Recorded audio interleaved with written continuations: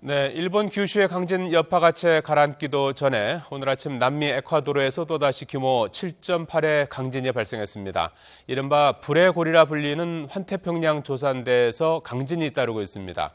이번 현상이 또 다른 대규모 지진의 전조가 아니냐는 분석도 나오고 있습니다. 연세대학교 지구시스템과학과 홍태경 교수 모셨습니다. 안녕하십니까? 예, 안녕하십니까? 자, 에콰도르에서 오늘 새벽에 규모 7.8의 강진이 발생했습니다. 7.8이면 어느 정도 규모입니까? 예, 7.8이면 상당히 강력한 지진이라고 할 수 있는데요. 예.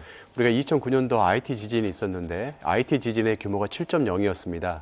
이거보다 0.8이 더 크면은 에너지로 따지자면 한 8배 정도 더 큰 지진이 되겠거든요. 예. 그래서 8배가 아니라 16배가 더 큰 예. 지진인데요. 그래서 굉장히 강력한 지진이라고 할 수 있고 이 지진이 발생하게 되면은 진앙지 같은 곳에서는 진도가 상당히 큰 지진이 발생할 수 있기 때문에 건물 가호 피해가 큰 피해로 연결되게 됐습니다. 예, 에콰도르의 지진을 우리가 지금 주목하고 있는 것은 일본과 함께 이른바 불의 고리에 있는 지역이다.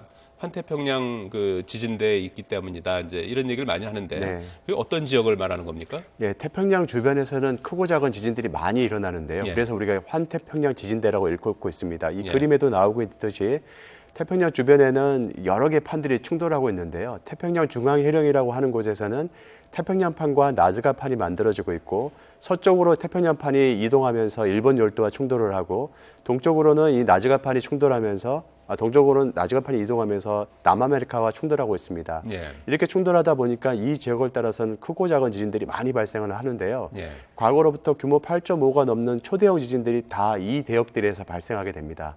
그래서 이 지역은 큰 지진뿐만 아니라 작은 지진들도 빈발하게 되면서 우리가 이 지역을 환태평양 지진대라고 읽고 있습니다. 예. 어제와 지난 14일에 지금 지도상으로 보면 이제 일본에서 지진이 발생했고요. 반대쪽에 이제 에콰도르가 있지 않습니까? 네. 남미에 있는 국가인데 그 일본의 지진이 에콰도르의 지진에 영향을 주었을 가능성도 있는 겁니까? 일반적으로 큰 지진이 발생하게 되면 예. 원거리로 지진파가 전파가 되면서 먼 거리에 있는 지역에 지진을 유발하는 현상이 있습니다. 이것을 예. 우리가 방아쇠 효과라고 하는데요. 예. 하지만 이번 에콰도르 지진 같은 경우에는 규모가 7.8로서 일본에서 발생한 지진보다도 규모가 더 큽니다. 예. 그래서 이 방아쇠 효과로 발생하는 지진의 경우 규모가 규모 2에서 3 정도 비교적 작은 지진들이 발생하기 때문에 7.3 지진에 의해서 7.8 지진이 유발됐다고 보기도 어렵고요. 그래요? 또 더군다나 에콰도르에서 발생하는 이 지진 같은 경우에는 태평양 중앙해령에서 만들어진 판의 충돌로 만들어진 것이기 때문에 필리핀 판의 충돌로 만들어지는 큐슈 지진과는 차이가 있습니다. 예. 이른바 지진 50년 주기설이라는 얘기가 있더라고요. 그래서 최근에 지금 지진이 잇따라 발생하는 것이 이제 50년 전에 이제 지진이 많이 발생했었고 그 주기설에 따라서 지금 지진이 많이 발생하는 것이 아니냐 이런 얘기가 있는데 네. 50년 전에 어떤 지진들이 있었습니까? 예, 우리가 초대형 지진들이라고 하는 것이 규모 8.5 이상의 지진들을 일컫는데요. 예. 지금까지 총 17번 1900년 이후로 발생했습니다. 예. 그런데 이제 이 지진들이 2004년 12월 26일 이후로 지금 급증하고 있는데요. 예. 그보다 더 앞선 시기는 1950년대, 60년대입니다. 한 20여 년 동안 8.5가 넘는 지진들이 한 5, 6여 회 예. 당시에 발생을 했고 1960년대, 70년대, 80년대, 90년대는 이러한 지진들이 발생하지 않았습니다. 그러다 2004년 12월 26일 수마트라 대지진 이후로 이 지진들이 또 6번 발생하고 있거든요. 예. 그래서 과거에 그러한 지진들이 또 집중해서 발생하다가 50년 만에 또 발생하니까 50년 주기설이 아니냐라는 얘기들이 나오고 있는데 예. 하지만 자료가 너무 빈약한 상태에서 주기를 따지는 거기 때문에 주기라고 얘기하기는 아직 좀 섣부르고요. 하지만 당시에 한 20년 동안 초대형 지진들이 빈발을 했으니까 2004년 12월 26일부터 발생하는 이런 초대형 지진들은 앞으로도 한 10년 정도는 더 지속될 가능성이 있다라고 판단을 하는 겁니다. 예. 이번 지진으로 지진 해일이 발생할 가능성도 있는 겁니까?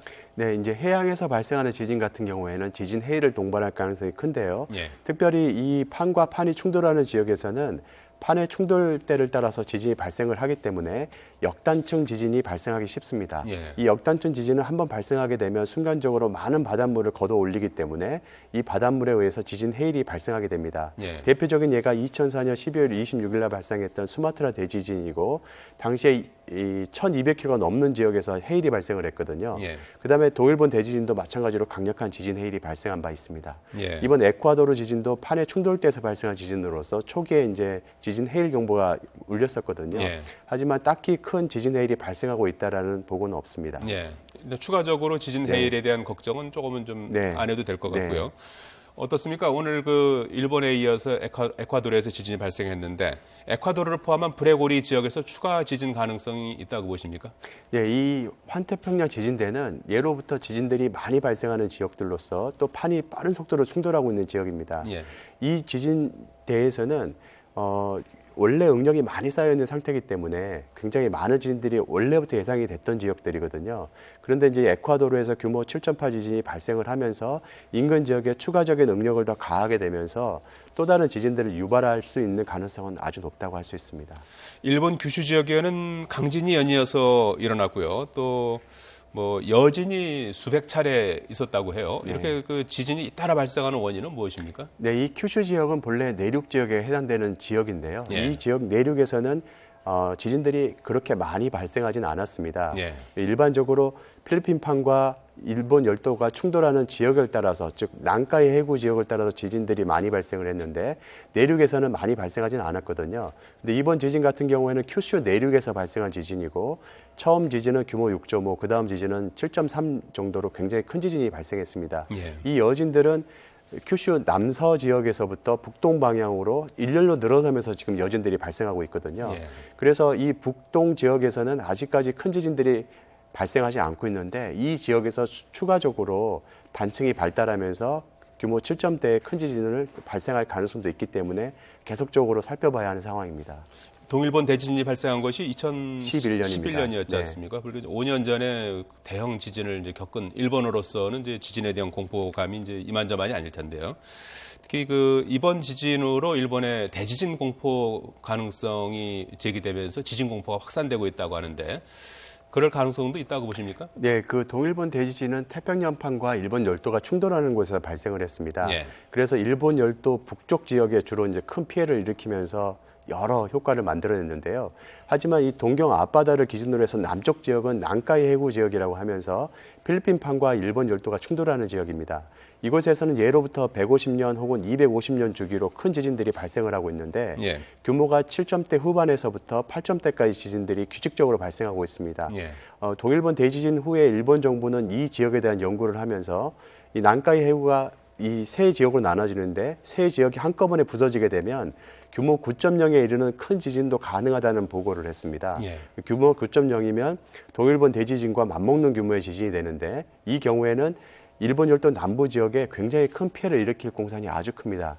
더군다나 이 동경 시내에는 동경 하부 지역에 활성 단층이 있다는 또 보고까지도 있게 되면서 예. 동경을 비롯한 이 주변 지역에서는 공포가 점점 확산되고 있는 추세입니다. 예. 일본의 화산도 불안한 것 같습니다. 이번 규슈 지진으로 인해서 아소산 화산이 분화를 더 이렇게 촉진했다, 분화를 더 하고 있다, 이제 이런 얘기도 있는데 이번 지진과 관련이 있는 겁니까? 네, 그럴 개연성을 배제할 수가 없는데요. 왜냐하면 강력한 지진파가 발생하게 되면 그 지진파는 이 활화산 하부에 있는 마그마방에 자극을 주게 되고 그로 인해서 마그마 분화를 촉발하는 역할을 하게 됩니다. 예. 원래 아소산 같은 경우에는 굉장히 강력한 활화산으로 알려져 있고 주기적으로 분화를 하고 있었습니다. 그런데 이번에 큐슈 지진 이후로 또다시 이 활동을 하면서 아마 그 지진동이 더 영향을 준 게 아닌가라는 추정을 하고 있습니다. 예. 일본 규슈 강진은 그 진동이 한반도에서도 일부 감지가 된 것 같아요. 이보다 더 큰 지진이 일본에서 발생할 경우에 우리에게도 좀 피해가 있을 수 있는 거 아니겠습니까? 네, 그렇습니다. 동일본 대지진 같은 경우에는 예. 발생 직후에 한반도가 동쪽에서는 5cm, 서쪽에서는 2cm 끌려가는 일이 발생했습니다. 예. 그러다 보니까 한반도 전역에 지진 발생 빈도가 3, 4년 동안 급증한 일이 발생을 했거든요. 그리고 나서 이제 현재 와서는 예년 수준으로 회귀하고 있는데 만약에 난카이 해구에서 앞서 말씀드린 바와 같이 규모 9.0의 큰 지진이 발생하게 된다면 예. 동일본 대지진보다 훨씬 가까운 거리에서 발생한 지진이 되거든요. 한 500여 킬로 떨어진 지역에 한반도가 존재하고 있기 때문에 만약에 규모 9.0에 해당하는 지진이 난카이 해구에서 발생한다면 보다 더 큰 지각 변형을 한반도는 겪게 되고 더 큰 지진 유발 현상을 겪게 될 수도 있습니다.